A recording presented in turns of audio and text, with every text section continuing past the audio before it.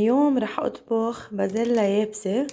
بازيلا بتكون بهذا الشكل، فيكن تجيبوها من عند العطار يعني عادي.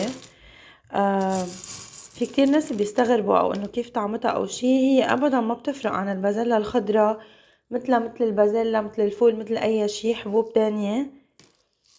مو شتوية. هلا حنقعها ساعتين بالمي وبرجع بلش استعملها. هاي البازيلا غسلتها كتير منيح بالمي، لأن تعرفوا يعني بتتجفف، فبتنشر على السطح أو شي، فبتلقط كتير غبرة. سلقت البازيلا لمدة 40 دقيقة لحتى صارت بهيدا القوام. ما بدي اياها تستوي كتير لأنه بدها ترجع تستوي مع اللحمة والجزر. بعدين قليت اللحمة مع بهارات اللي بتحبوها. أنا حطيت بهار حلو وقرفة. بعدين قليت الثوم والصلصة أو رب البندورة، بعدين الجزر المقطع، وضفت فوقهم البازل، قلبتهم شوي.